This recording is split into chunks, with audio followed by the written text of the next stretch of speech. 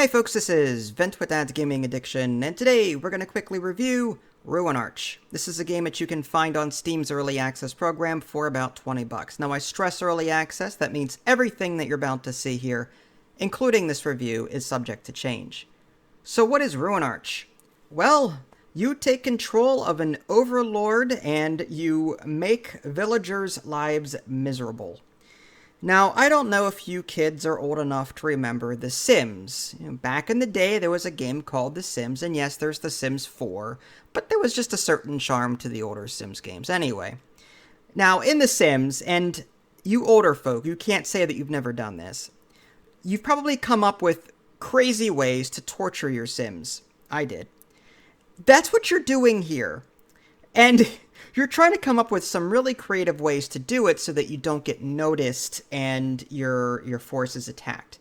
See, the way the general flow of play works is something like this. Again, you pick one of three archetypes, like overlords. There's the Ravager, which is like more brute force, I think, but I haven't played as him yet. There's this Puppet Master that is more about getting intel and implanting thoughts in people's heads to make them angry at each other, and then they have nasty thoughts. And yeah, it's like RimWorld, where people will think things and have moods and feel negatively or positively toward people and have certain traits, character traits. It's all really cool. But anyway, so you pick one of three different overlords. And depending on the type you pick, you're going to have a different strategy going in. And then you choose either custom scenario or a pre-planned one. And then you go in, you pick a spot on the map, and you plop down your headquarters. I don't remember what it's called. But your goal is to stay unnoticed, build structures, and get as powerful as you can so that you can complete your objective. Now, in the scenarios, I believe the objective is just to kill all of the villagers. And that's based off of older patches, too. If you've played, like, the demo way back when this was first released, then you'll be familiar with that. The custom scenario has changed a bit. Rather than your goal being to kill all of the villagers, your goal is to level up your headquarters building to level 8. And to do that, you need to be creative. More villagers just keep coming.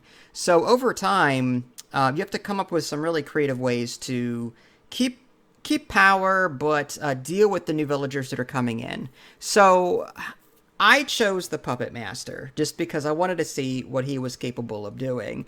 And oh my gosh, is it fun. So every now and again, you start off with this basic skill. It's called a snare trap. And there's three currencies in this game. There's mana, there's chaotic energy, and there's spirit energy. Mana is what you use to cast spells, summon minions, or build various structures. So that's very common there. You gain it over time.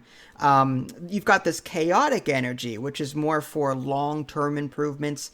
You'll be using it to unlock portal upgrades and other things like that. And you can even unlock different skills. You can release powers that will like give you one-off spells. Like, okay, you've got 3 charges of this tornado or 3 charges of this toxic cloud or spit or whatever.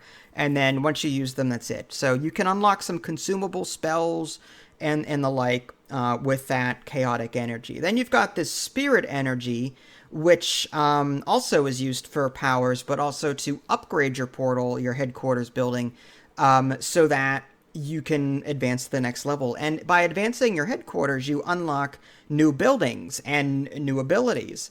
So that's how you keep up with the ever-growing presence of these villagers. These villagers don't just walk around doing nothing. They will attempt to feed themselves. They will, like in RimWorld, think Auto RimWorld. With a mind of their own, they'll go out, they'll mark places to construct new buildings, and they'll build them. They've got a resource cache. They've got food. They'll put farm plots down. They'll go out and try and clear caves of enemy monsters. Sometimes it's just fun to watch them fail miserably at that. Like, for example, I had one character. He goes into this cave, and he takes on, I don't know what it was, but I think it was some kind of, like, a fire imp or wisp or something. And there was this large explosion, and he died. So there was that. This other one came in to check up on what was going on. So I activated the wall ability and and just walled off the entrance. So he was stuck in there. And they have food needs and sleep needs and fun needs. And here this poor sap is. I also have this toxic cloud inside this game, and there's all these fire imps and this toxic, and this guy's just sitting in here, just whittling away. I don't know what he's doing, but it's funny. So I don't know what it is about torturing these people, but it's just funny to do. Just these snare traps.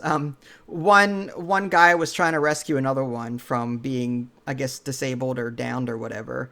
So I used the snare trap on him, and they were both just, help, help, I'm trapped with this snare trap. They don't question where these snare traps come from. They just help, help. And then once they were all of these villagers kept coming over to try and free their comrades. Once they were all together, I plopped down some water with my splash water ability, and then I did lightning on the water tiles. So everyone on the water tile was electrocuted. So it was it was funny. And then a meteor strike hit. Nothing I did. It started burning down buildings. It was crazy. But then more people came in. And I'm like, okay, this is kind of working, but this isn't great for long term.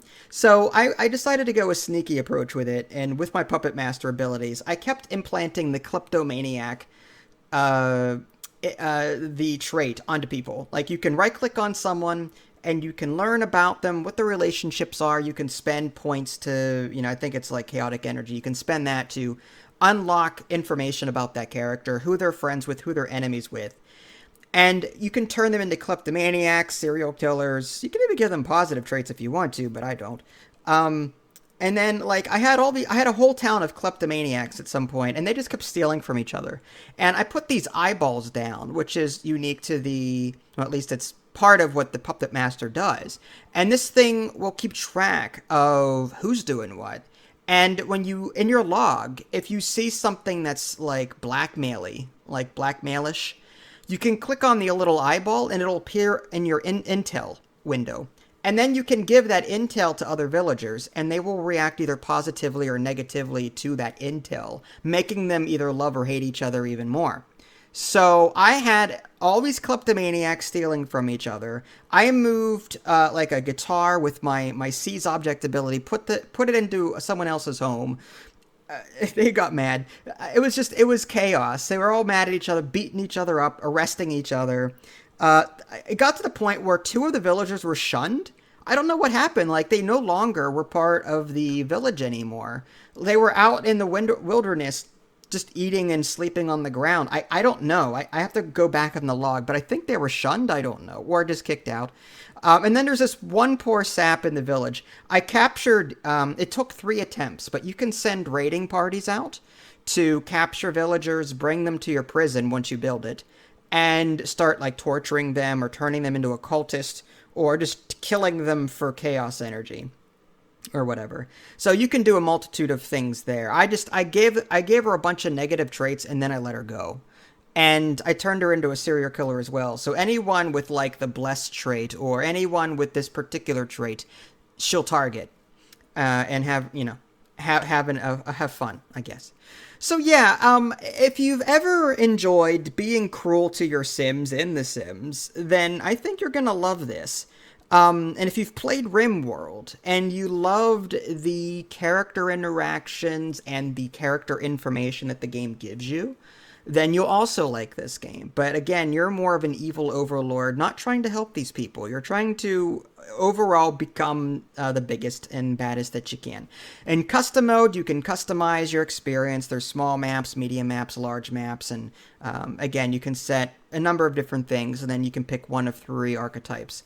It's fun. I haven't played with all of them, but all the archetypes, but I'm enjoying the story that I'm making as I go. That's what you're playing this for. Don't play this because it's all serious. Don't play it because you're trying to min-max. No.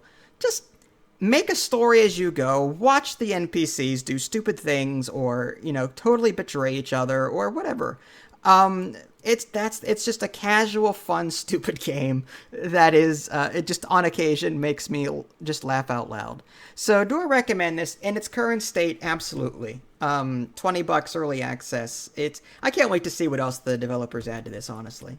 If you guys haven't already subscribed to me on Twitch and YouTube, that way you can stay up to date with any new content I happen to publish. This is Vince, thanks for watching, and I'll catch you next time.